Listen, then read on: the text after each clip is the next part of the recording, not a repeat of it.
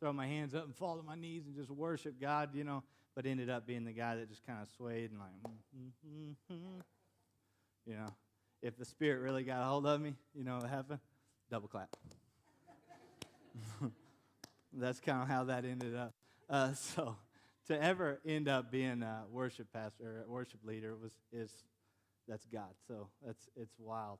It's a cool journey to watch.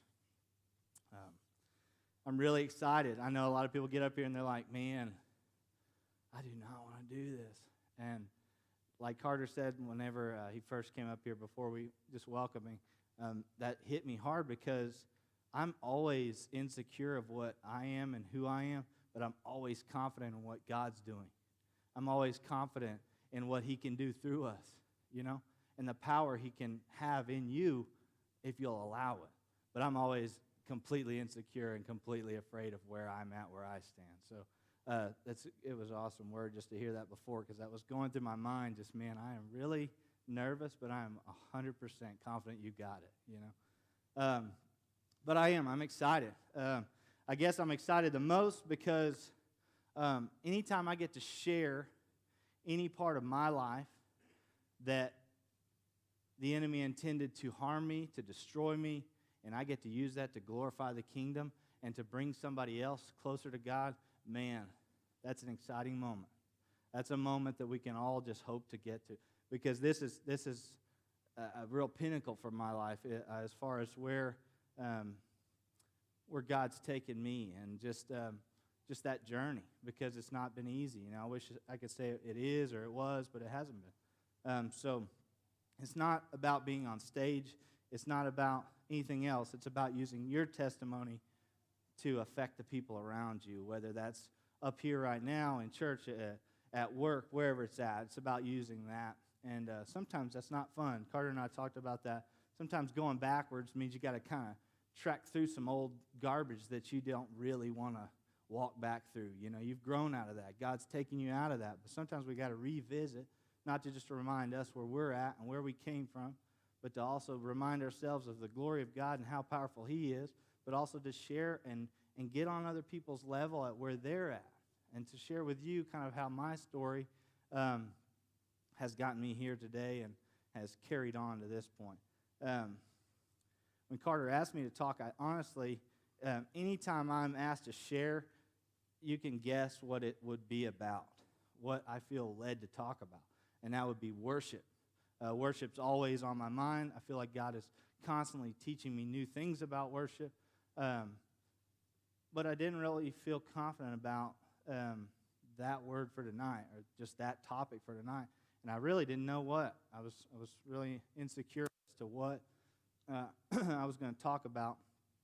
And after Sunday's sermon, just him connecting the dots of how, we all talk about connecting, being connected to God, being connected to one another, being connected to a church, how connections God makes, like those appointed divine connections that He's kind of placed in your life. And then how we cultivate our own relationships with God, cultivate our relationships with each other.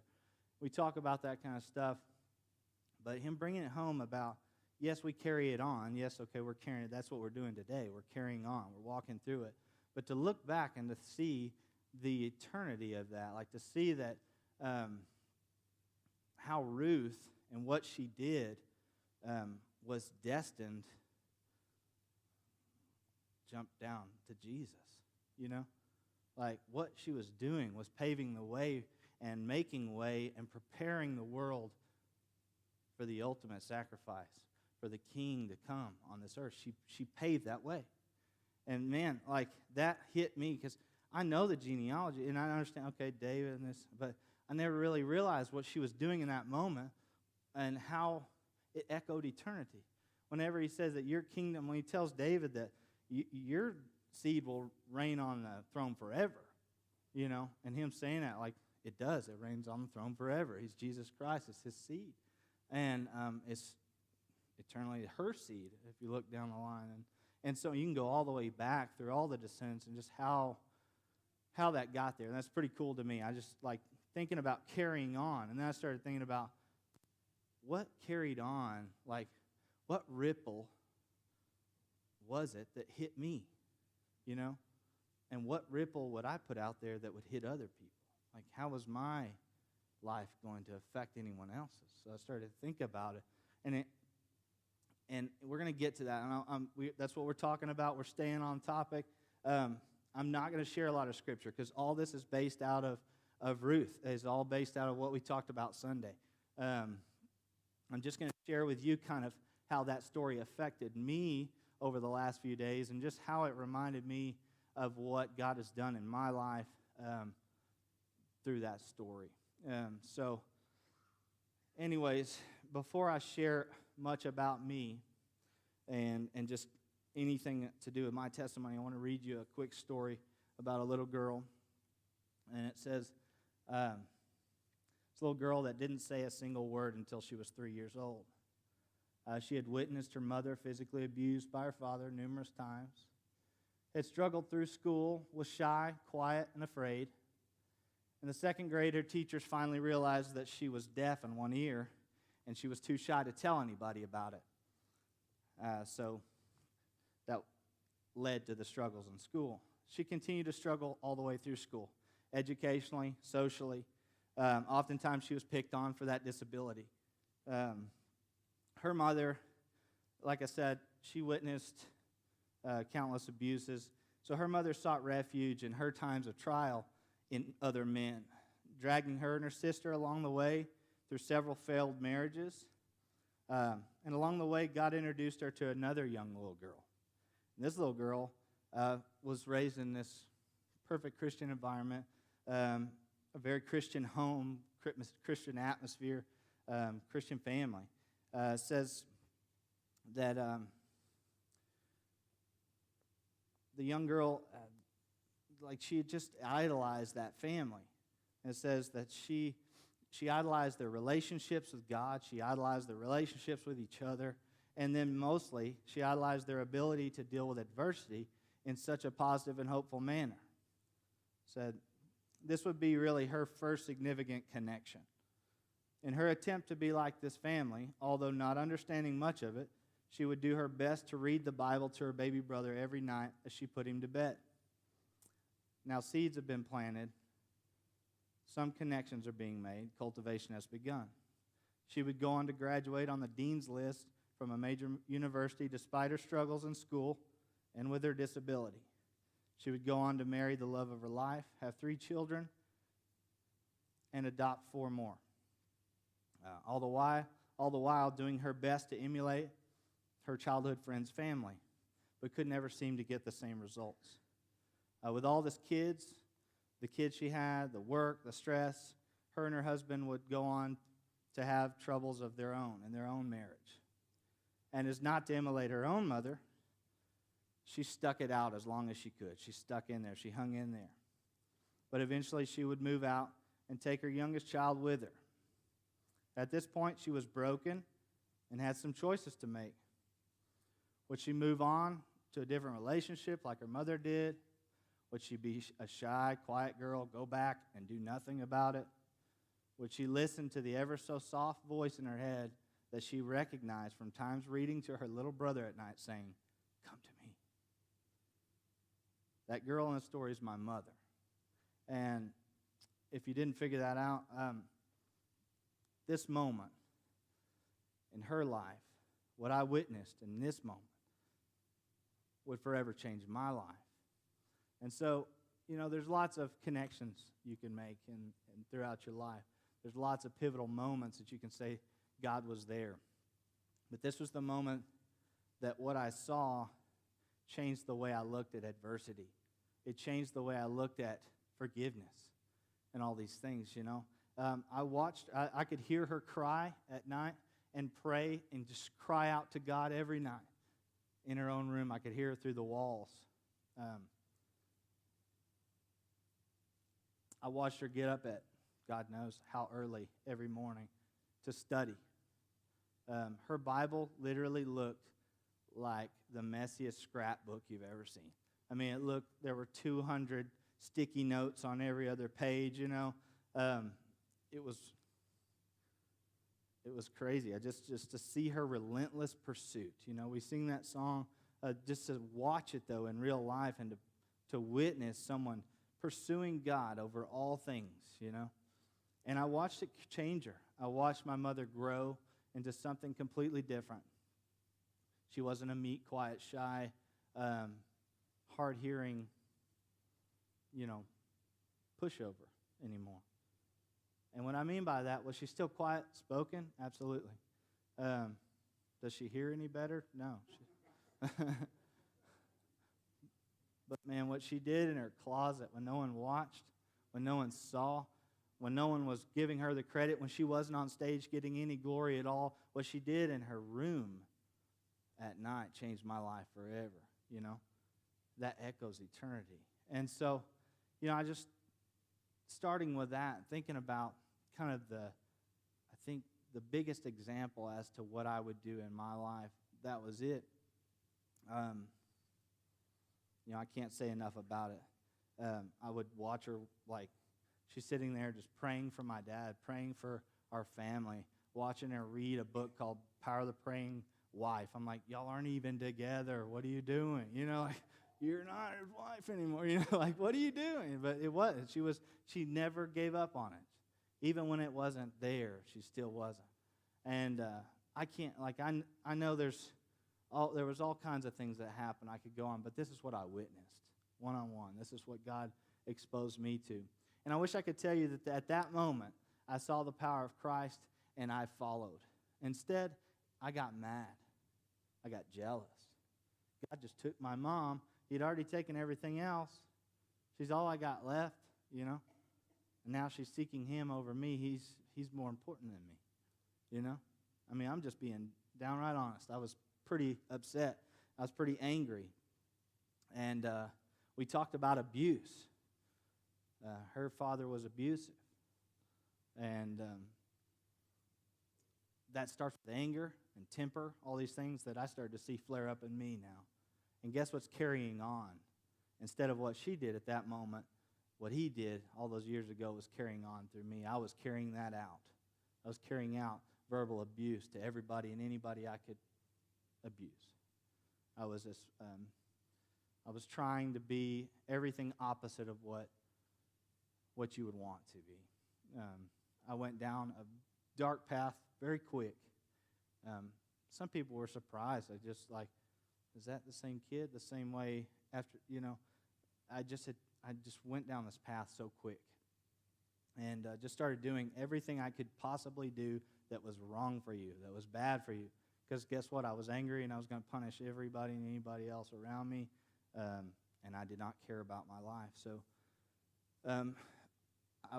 here's the worst part of it. Because during that time, everything I had been through by that point in my life,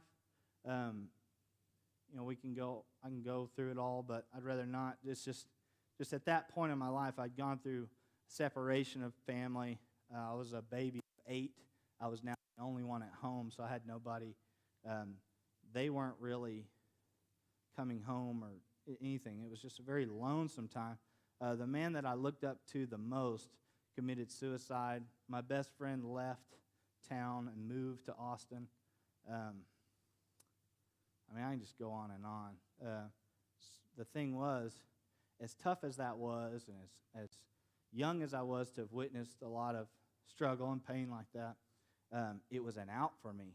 Everyone was afraid to correct me because I had felt they knew what I'd been through, so everybody was too afraid to get onto me anymore. And so I was completely on a war path just of destruction, completely obstructed. I had nobody holding me accountable. So, and the connections I did have to God, those people were too afraid to tell me anything. So they felt sorry for me. And so I did that. I went down a path of destruction. And I got a girl pregnant when I was 16 years old. And to me, that was the end of my road. I had finally messed up to a point that I wouldn't be able to lie my way out of it, cheat my way out of it. No one was going to feel sorry for me. I couldn't stop the kid coming, you know. And so I was going to have to meet some consequences for once. And so,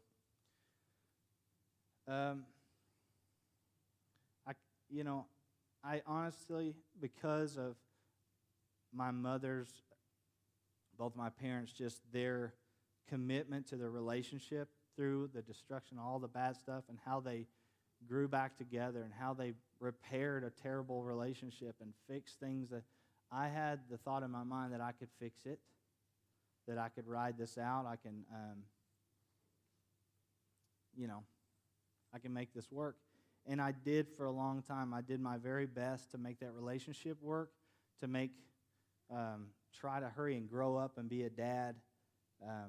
Made a lot of mistakes on the way, but honestly, that came to a screeching halt whenever I finally was so stressed out from trying to fix, trying to make it work all the time, that I completely shut down. I mean, I went through a full-on, I don't know what you'd call it, a nervous breakdown. I had serious rashes on my face. I had a severe case of shingles that completely constricted my arm, about like this. It was inflexed all the time.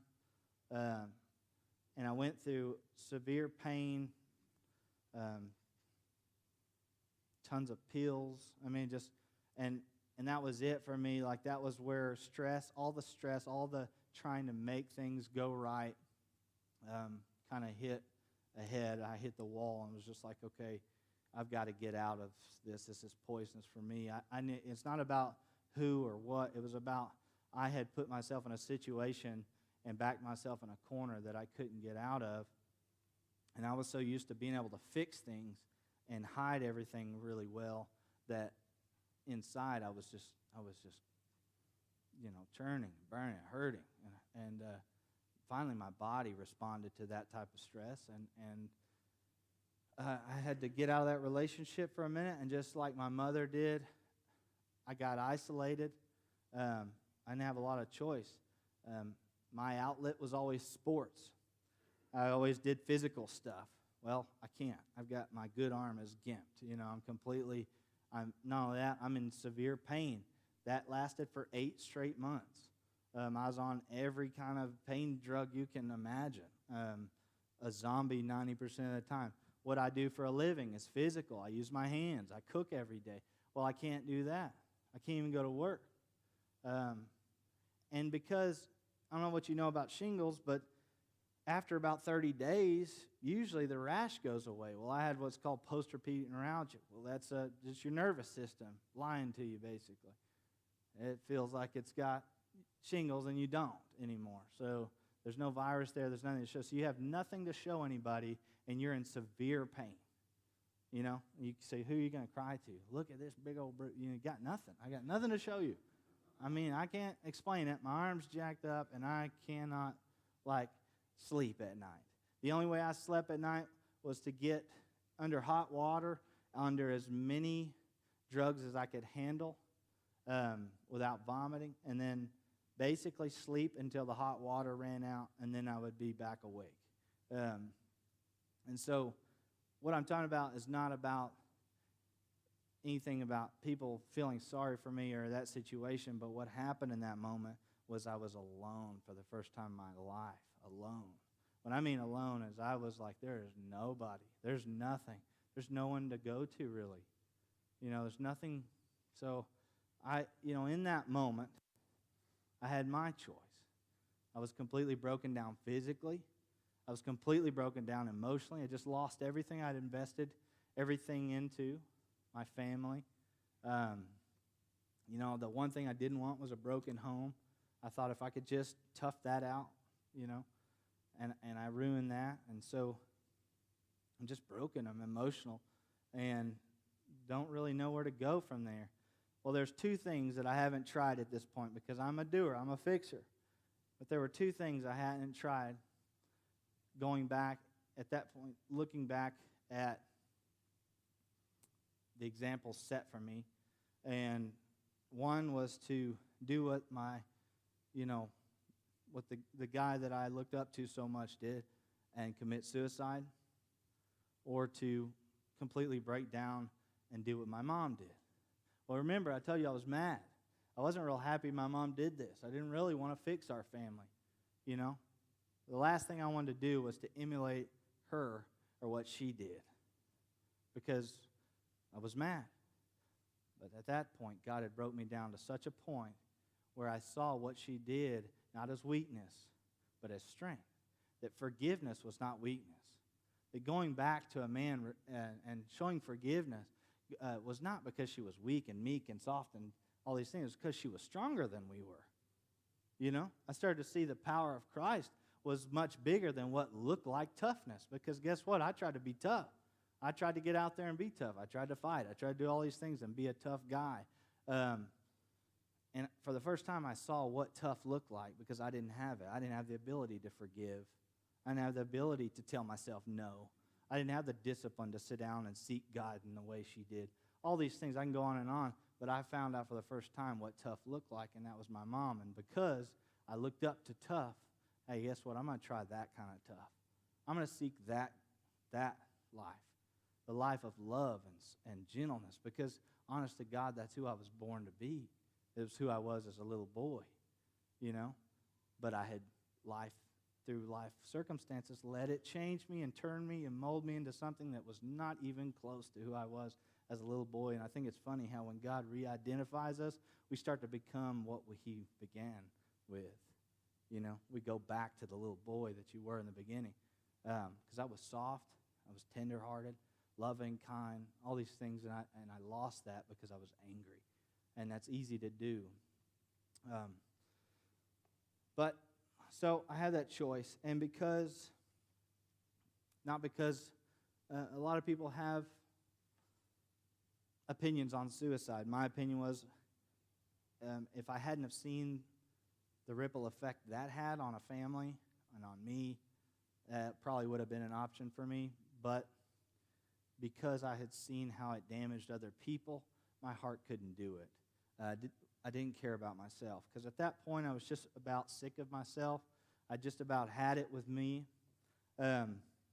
Everything I ever tried to be, try to do, try to fix, try and do. You know, that's who I was, always trying to be something. And everything I did, I failed at. And I messed up just about everything. So my moment, that clarity moment, I'm going back and I'm seeing my mom and I'm seeing her change. And I'm like, you know, the only way I can do this is if I die. So it's either suicide, literally, or it's suicide to who I am, suicide to that identity. I have to die to that guy. That guy's got to die right here, right now, because he keeps going back and running the same circles over and over. He keeps hurting himself. He keeps stressing out to the point that he has, you know, I have no arm at this point. And so I tried something different. And I wish I could say, man, whenever I fell to my knees and I told God, honest to God, I told him, I said, I am done. I am dead. I am sick of who I am. I am sick of what I've done to my life, and I can't live another moment. I said, I'm hurting. I've hurt everybody around me, and I don't want to live anymore, and I want you to live in me. I want my life to be yours. And so at this moment, I'm done. I'm giving my life up, and everything I do from this point will be about, for, and to you, and that's it. Because my life, I've messed it up. And I'm praying that you can fix it. Because I watched you do it for my mom, and I'm praying it's not too late for me, that if I just come and fall on my knees now, that you can save me, that you can use me in some way, because I'm tired of me. And so I did that, and I wish I could tell you that at that moment, all was great, that my health was restored, my relationship with my child's mother was restored, that I went back to a great life immediately. I wish I could say that to you, but that's not how it worked. That's not at all how it worked. I still was fighting severe pain in those moments. And, you know, I'm relating to a lot of stories in the Bible in that moment, that God was breaking me. He was hurt. You know, I mean, I was to a point where I had no choice. I couldn't escape it. So it forced me to this one-on-one relationship that we can all talk, we can all go to church, We can all listen to every Christian song in the world. You can do every single duty you want to do. You can go to every nursing home, go to every mission trip. But if you do not have a one-on-one relationship with God, it's all for naught. Because that's where it starts. I watched it. I watched that what she did changed our family, and I watched her do it where she didn't even think anybody saw her. You know, and then I've seen other people try to fix it because I did that. I tried to fix it out in the public's eye. If I can make it look right, it is right, right? It wasn't. I tried to fix it physically. I tried to force my kids to be who they were and not love them, pray them into who they're going to be, you know? Trust God with who my kid's going to be. I'm going to make that kid be who I want, you know? And so I've tried that road. And then I watched someone else try a different road that worked, had success. It had true results. So, you know, I began that path. I began just going and studying all that I could because, honestly, I felt like God was saying, man, you and I have played this game our whole lives, and you're going to have to prove it, you know. You've been on the fence for a long time with both feet, you know, with a foot on each side for a long time. I grew up, I was saved as an 11-year-old boy. I was in church camps. I knew Jesus, and I think that I believed in Christ. I just was never to a point where was in love with him. I mean, let's just get down to it. I never had a relationship where I fell in love with a guy. And at this point, I still wasn't. I mean, I was hurting. I was just doing it out of just sheer hope, just hoping that something was going to come out of it that was different than what I had done in the past. You know, I tried everything. I read books, every book I could get my hands on. I started diving into the Scripture. I was spending countless hours in quiet time, just in relationship. And it was so cool because God isolated me for a long period of time. It was like a full-blown sabbatical. I just got to be one-on-one for God and one-on-one with God with no one around, nothing, because I couldn't work. I couldn't do sports. All the things that I had hidden from myself, hidden from reality, I no longer had them. I couldn't drink, couldn't really do any drugs because of all the pills that I was on. So I was completely immobilized. I was just like, you're either alone or it's me and you. And so in that moment, I mean, that was where God started to turn and churn in my heart things and just start to show me things. And, you know, I'm going to wrap it up pretty quick here, but as far as just about me, but the coolest thing that I can remember, and there's so many moments, I mean, it's like trying to pick out how an orchestra works, and that's very difficult to pick out each point. You know, there's lots of things that happen when God orchestrates things in your life. But I can remember I was cleaning up, and my arm's still messed up. I'm cleaning up my house, and I'm just singing. I got some praise music on. I'm just worshiping and talking to God. And I was cleaning out, and I was putting some clothes in my closet, and I look, and I see an old my guitar case was all dusty over there in the corner of my closet. And I was like, hey, there's something, you know, maybe I can. So I pull this guitar case out, and I could just barely get my arm over the guitar enough where it didn't hurt and play the guitar. And so that was such an outlet. I finally had something other than books. Guess what? I had never read a book in my life to this point. Okay, and I had mowed through about 4 books, and at that point I was just like, I cannot read another thing. Like, I'm a terrible reader. I was a terrible student, and God has since changed that about me. But at that moment, man, it was still really tough for me. So it was nice because I loved music. I was never really good at music. I was always, that was, to be honest with you, so that y'all know just what God can do, is that my biggest fear in life was to sing or talk in front of people. was the number one fear. Number one, crippling, to the point that I failed speech 5 times in college. That is not an exaggeration. I literally failed it 5 times. And so the power of Christ is it's big. But I can remember that moment, and I started to learn some Christian songs. Now, to this moment, I had and could not. I'm being honest with you. I've played music my whole life, jacking around with it. I could not sing and play at the same time. I had tried. It wasn't a lack of practice. It wasn't a lack of effort. I could not physically do it. I could not keep time and rhythm. I had terrible rhythm and could not sing a lick. Couldn't sing at the same time I was playing. To me, it was like trying to, rub your belly and scratch your head or whatever at the same time. I couldn't do it. And so I thought it was cool that the only thing I really had outside of books and just prayer was I started to just learn some Christian songs. Learn some songs. I was learning to play them, and since there's nobody around, I'm going to sing them, And so I started singing these songs, and they were terrible. I was terrible. It was bad. But I, for the first time in my life, felt what it was like to worship. See, I wasn't that boy that was afraid anymore. There's no one around. I didn't have anybody. It was just me and him. And that was the first moment that I had sang a song out to God.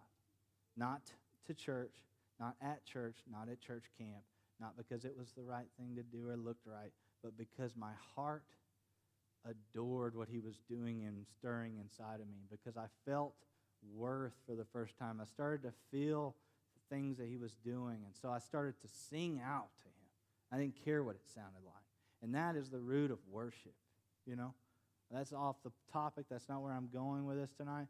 But just so you know, that was the first moment of my life that led to a life of worship and understanding what that meant. But anyways, just so you know a little bit about, where I came from musically. But I didn't have any background in it or anything else. Carter said it in his sermon.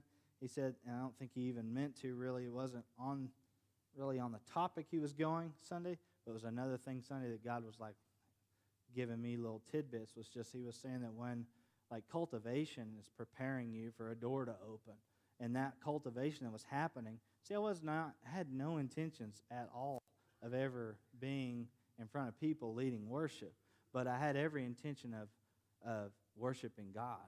And so what I was doing was one-on-one worshiping God, and so the door opened, and guess what?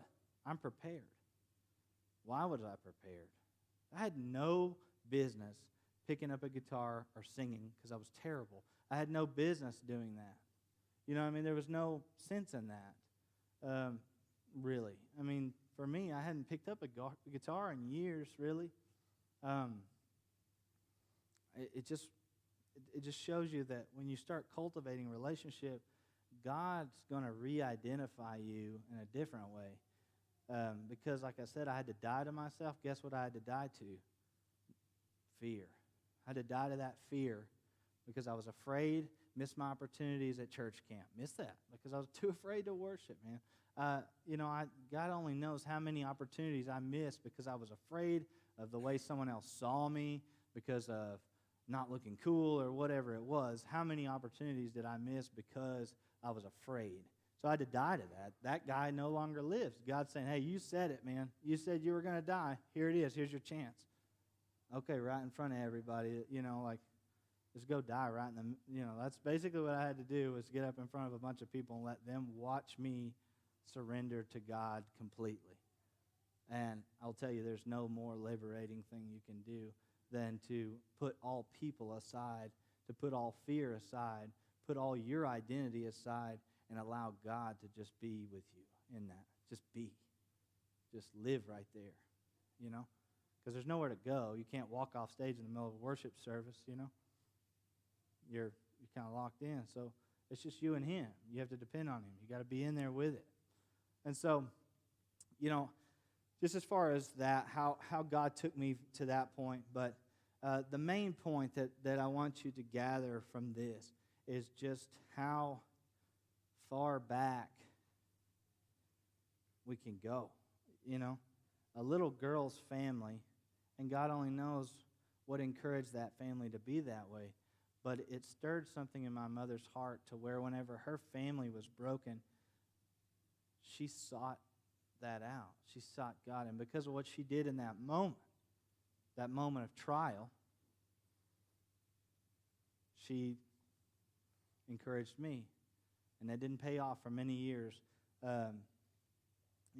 Real quick, I want to ask, who in here, raise your hand, if you've ever been through a serious trial in your life? Now I want everybody to keep it up. Look around if you've been through a serious trial in your life. It's pretty encouraging that you're not alone in it, right? It's pretty encouraging. So we know everybody around us is hurting. Everyone has been hurt, and everyone will continue to be hurt through life, because life is a big trial. There's trials nonstop. And so to see what she did in the face of that trial encouraged me when I felt like that was the biggest trial. I had been through lots of them like we all have, but that was the pivotal trial in my life where it was a do or die moment. I was absolutely done with me. I had nothing left to live for, and so I came to a place of complete surrender because of what she did. And here's the cool part, is that in that, God started to prepare a way for me to share, to be able to be used. You know, I didn't have to wait till I was an older married, in my 40s husband to get to that point because of what she did. And Kirsten, I get to watch that play out.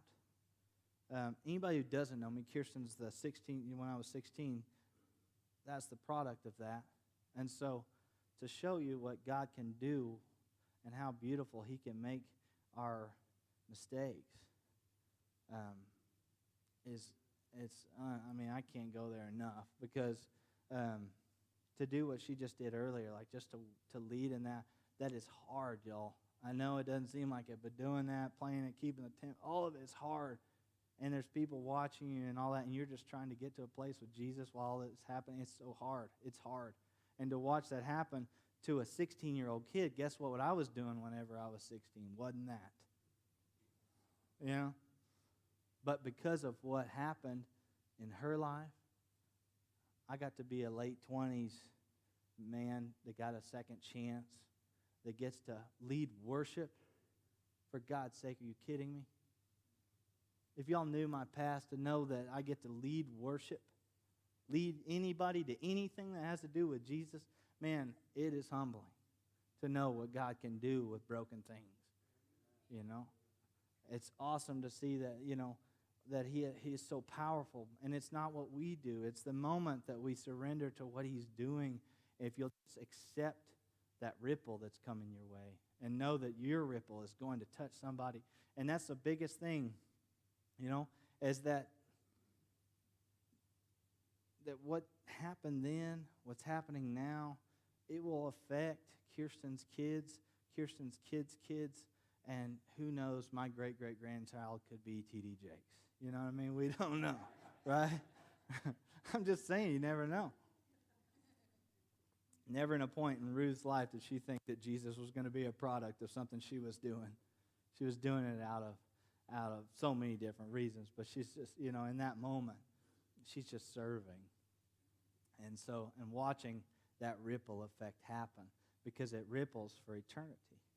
And so anything that you'll ever do, anything that you ever become, anything that you ever aspire to be or do, don't take this wrong, but it's not going to echo eternity. It's not going to ripple down eternity. You can be the greatest musician in the world, and people are going to forget you in 5 years, It's just not going to echo. But one little prayer that a woman did on her knees when she was broken down, it echoes eternity through my life, through my kids' lives, and through their lives, If y'all will come help me close, Skeeter. We're going to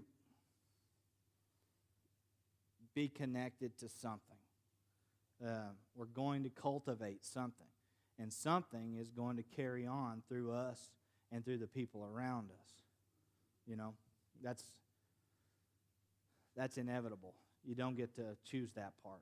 But let's make sure that it's Jesus. That it's Jesus that carries on through us, that carries on way past us. That what we do is not just limited to what we are today, but that it echoes eternity because it's about the only thing that matters, and that's Jesus Christ. If you don't understand that, understand that today, that Jesus Christ is your purpose. Like if you feel like you don't have worth, it's because you're walking outside of your purpose. If a bird's not flying, he feels out of place, most likely, wouldn't you say? A bird was meant to fly. Well, you're meant to worship and live for Christ. So if you feel insecure, or you feel like you're afraid, or you feel like you're not worth anything, it's probably because you're walking outside of your real identity, which was to worship Jesus Christ. You know? That's everything. We can talk from now till the end of time, but that's everything. The mission statement that this church has is not just some cute, catchy phrase, like catchphrase that's connect, cultivate, and carry on. That sounds cool. That's how it all works. Look, I can show you where each connection, how long down the line that my dad's coaching Kurt Mayberry, and he's inviting me to church, and then these connections have been made so far back. There's so many connections, so many ways that God's connected to us to one another, and that's important to be connected. If you're not connected, get connected. What I mean by that is invest yourself into people, invest yourself and your time into Jesus, because that one-on-one time is it's irreplaceable. You can't do anything better. Cultivating your relationship, that's what's going to prepare you for those doors to open. When you're sitting there going, well, nothing's happening, well, guess what? Keep cultivating. If you're going to sit there and watch the seed grow, it's probably going to look like it's taken forever. But if you're cultivating for the right reasons, if you're cultivating because glory is being brought to God, whether you are doing it for you or not, it's not about you. It's not about the seed and the fruit that's going to come from that seed. It's about cultivating for what seeds are going to be, for what fruit's going to be brought out for Jesus, for what's going to come of this that's going to glorify God, And so we can cultivate lots of things, but we need to be cultivating relationships with one another. We need to be cultivating our own relationship with God to glorify God because we are in love with God, not for any other reason. And it won't seem like things are not going our way or happening. Things are happening, whether you realize it or not. God's an amazing orchestra leader. He is. When I look back at all the connections, I look back at all the cultivation that was happening. Carter and I were talking about before that. It was like God was cultivating me to cultivate me. It was like I was prepared to be prepared to be prepared. It's glory to glory to glory. That's awesome. If that's not awesome to you, then you don't get it yet. Keep seeking. Keep cultivating. Keep digging in. Because that's what I get to watch my digging in carry on through my daughter. I get to watch in this life already a kid who's hurting or struggling at school. What's her answer, response in that trial? Get in the Word. Dig in the Word. Get on her knees and worship and pray. To watch it in my own lifetime is amazing, and to know that that's just the beginning of what's to carry on through this. If we would, I just want to do something a little bit different, just because, I'm not. This is kind of a moment we already took time to raise our hand if we'd ever been through a trial. And rather than have an altar call, or rather than have anybody come up here, I would like you guys to bow your heads. If you will, shut the lights down a little bit. Skeet's going to play. And if you need to come to the altar, please, by all means, come to the altar. If you need someone to pray for you later or whatever, you're not comfortable with this, don't feel pressured. But I just feel led to, if you're going through if you're going through a trial right now, if you're in the midst of a trial right now, I'm going to ask you to raise your hand. And then I want everybody around those people to surround them with prayer. Surround them with love. Connect with those people. You see who's struggling. You don't have to have an altar call to know that there's people in here that are hurting right now, that are in the midst of a trial right now, that are trying to walk out their own relationship with God right now. It's happening right this minute. There's people all around you. And that's in church, guys. You know, we're not talking about at work. We're not talking about, on the street. We're talking about right here in church. And that's a good sign, guys. If you're still coming here and you're in the midst of a trial, you are on the other side of it. But if we could, let's just surround those people with prayer. If there's anybody that needs prayer, lay hands on those people. Let's just pray for those people and just love them up and let them know that they're connected, that this body is thinking about them, that this body loves you, that you have an absolute support system around you that's not going anywhere because we love you, we care about you, we need you. You're important to this place. You're important to God's kingdom. He has plans for you. He wants to prosper you. He wants to use you in ways that only He can use you. He wants to turn your voice into a voice. He wants to give you a song to sing. He wants to train you up and teach you to share your testimony with someone else to keep the ripple effect going. So you guys have got to pray that into Him. Pray that into Him. We're just going to worship and just hear God's voice. Hear Him calling you the same way He called my mother, the same way He called me, the same way He's going to call you.